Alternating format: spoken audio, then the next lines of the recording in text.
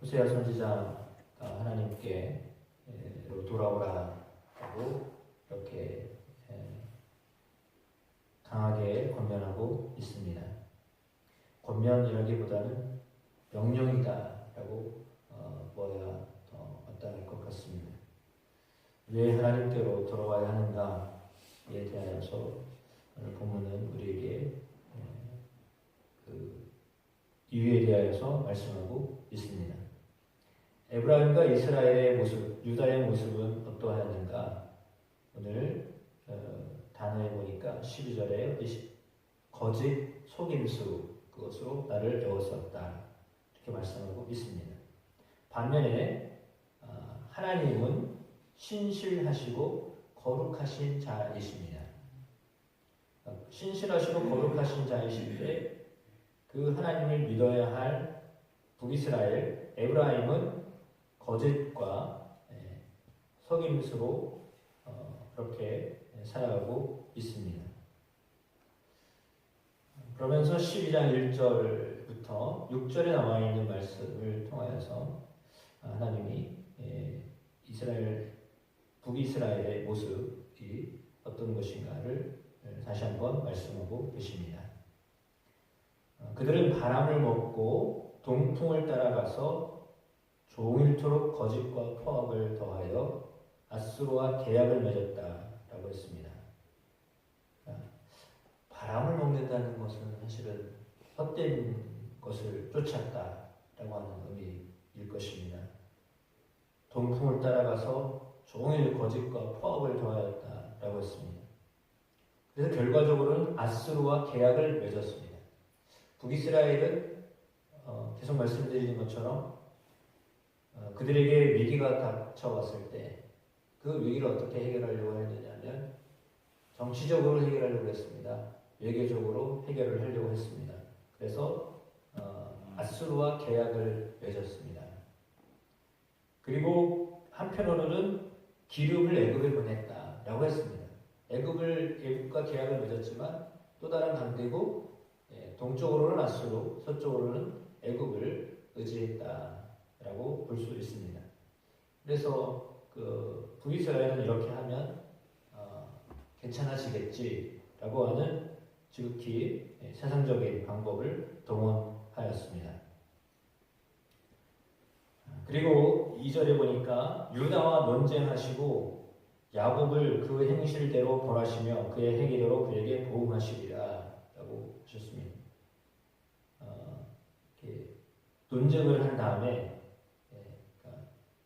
한참 주고받으면서 이야기를 격하게 하면서 행실대로 권하시겠다. 행위대로 그에게 보응하실 것이다. 라고 말씀을 하고 있습니다. 그러니까 그들이 뿌린 대로 거두게 될 것이다. 행한 대로 거두게 될 것이다. 라는 말씀을 하셨거든요. 그래서 물론 북이스라엘과 남유다는 멸망당하고 말았습니다. 격차는 있습니다. 100여 년 격차는 있지만 그러나 두 나라가 모두 다 하나님을 따르지 않았기 때문에 이제 다 망하게 되었습니다. 그러면서 3절과 4절과 5절 말씀에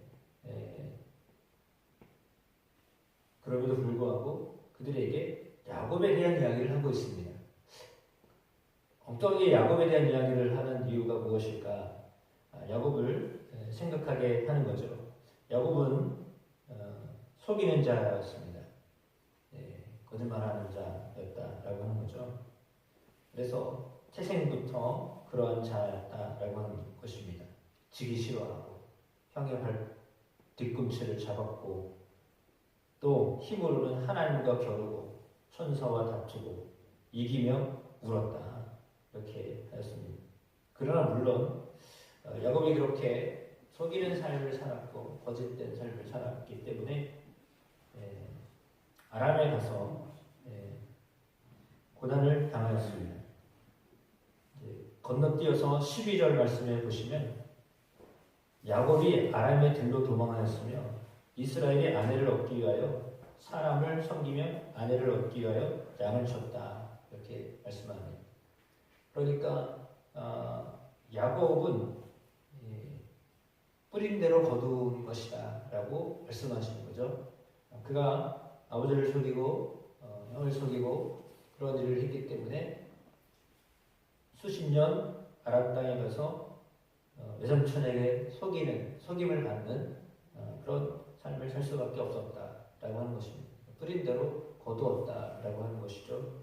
그럼에도 불구하고 야곱이 잘했던 것은 뭐냐면 하나님을 붙잡았던 것입니다. 그러니까 아람으로 갈 때 하나님을 만났고 하나님이 만나주셨고 정확하게 말하면 하나님이 만나주신 거죠.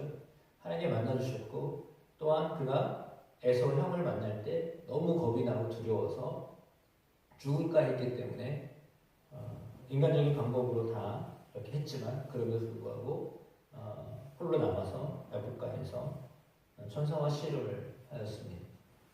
그리고 하나님으로부터 응답을 받았습니다. 내가 이기는 자이다. 겨루어 이겼다라고 하는 그런 응답을 받았습니다. 그러므로 그는 베델에서 그리고 야복강에서 하나님을 만난 경험을 쌓았습니다. 하나님이 어떤 분인가? 그 자신의 삶을 되돌아보면서 정말 힘들고 어려울 때 하나님을 붙잡으면 그 하나님이 그냥 붙잡혀 주시는 분이구나. 그거예요. 하나님을 붙잡았더니 하나님이 붙잡혀 주시는 분이구나라고 하는 것을 말하는 거죠. 그 말은 뭐냐면 하나님 붙잡으라는 얘기입니다. 그러니까 하나님이 사실은 붙잡혀 주시는 거죠.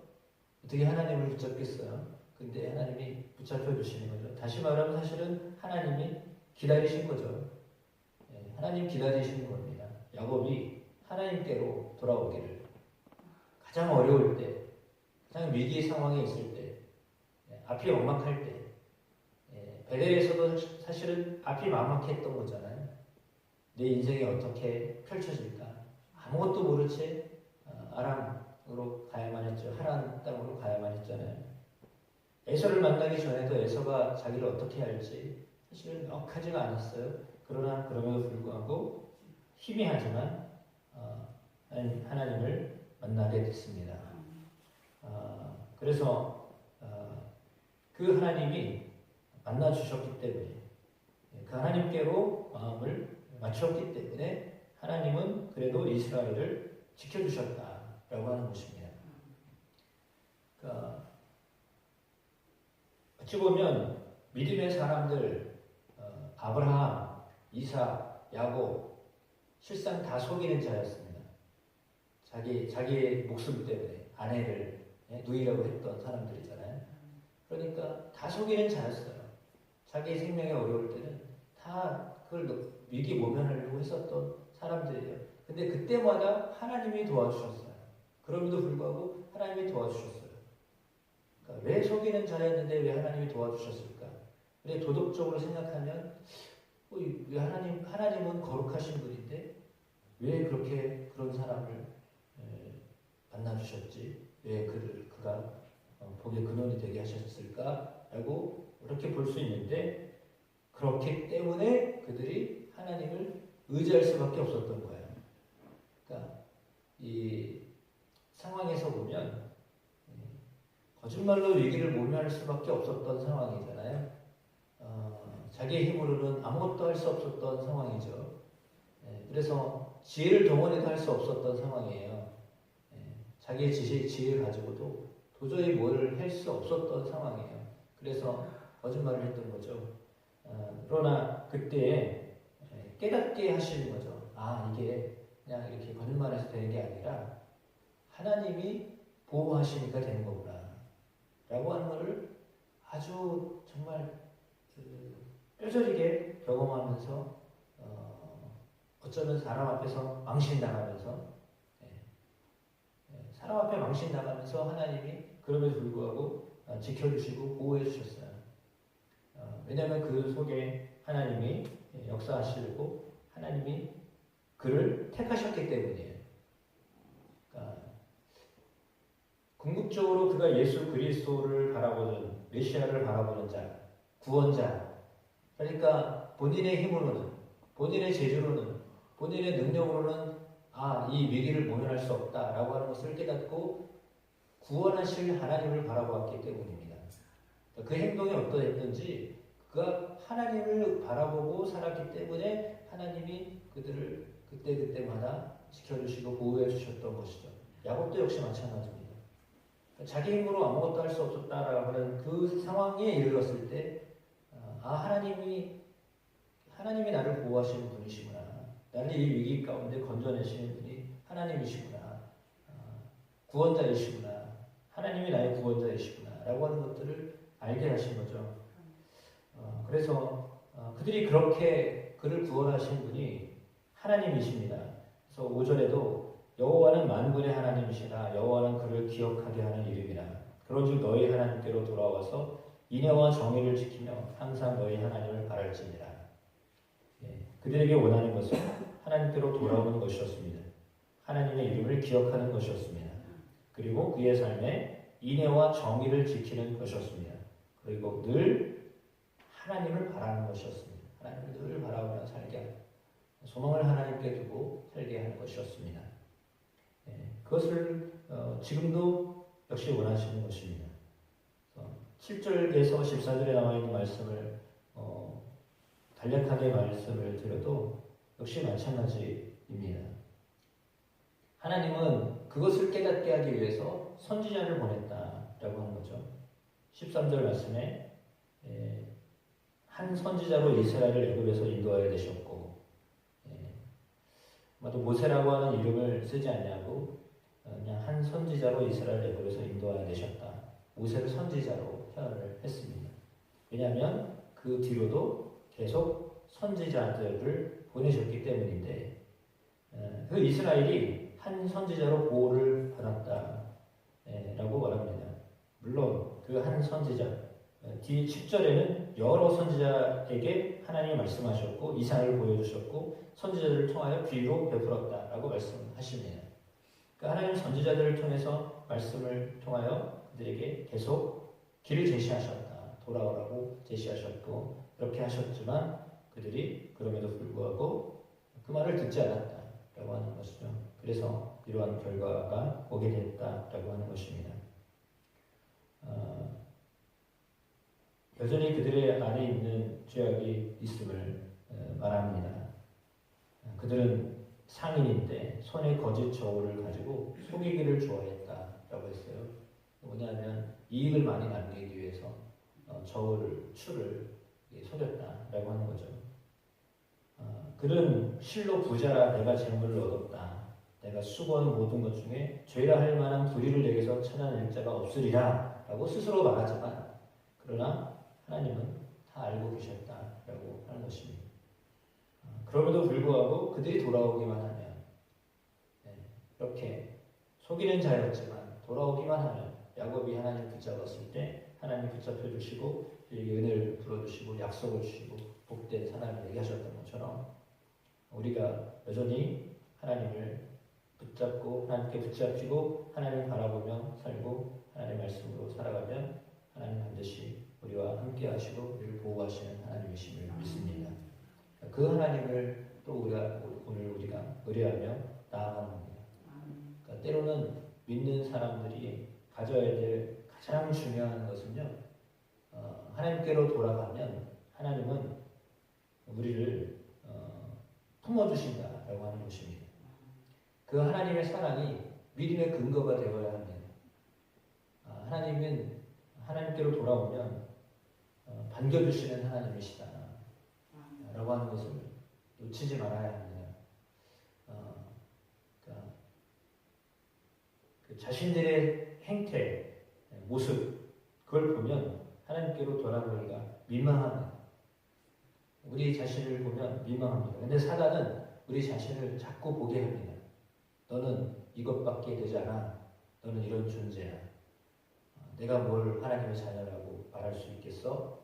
너는 네가 얼마나 악한 자인데 네가 어떤 생각을 품고 네가 어떤 삶을 살았는데 네가 하나님께로 기도한다고 네가 하나님의 자녀라고 말할 수 있겠어? 라고 우리를 향하여서 사단은 자꾸 그런 생각을 갖게 합니다.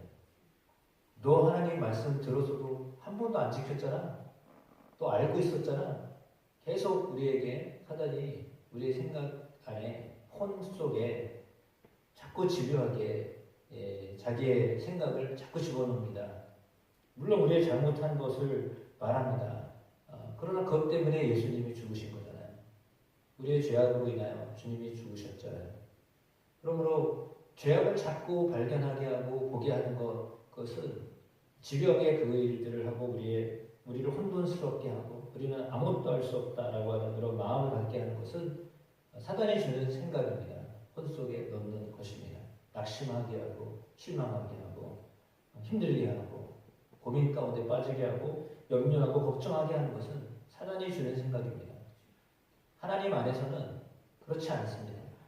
근데 우리는 하나님을 붙잡은 사람이기 때문에 상황이 어떠하더라도 그 상황이 그리고 우리를 바라보게 하는 사단의 그 속임수, 사단은 속이 있는 자이잖아요. 거짓말을 하는 자이잖아요. 그러니까 우리의 본질이 하나님의 자녀임에도 불구하고 하나님의 자녀이지만 온전하지 못하는 것이 우리의 일입니다. 그러니까 우리 자신의 모습이 하나님 앞에서 자기를 자꾸 보는 사람들은 자기가 어떤 존재인지를 알기 때문에 때로는 위축이 되기도 해요.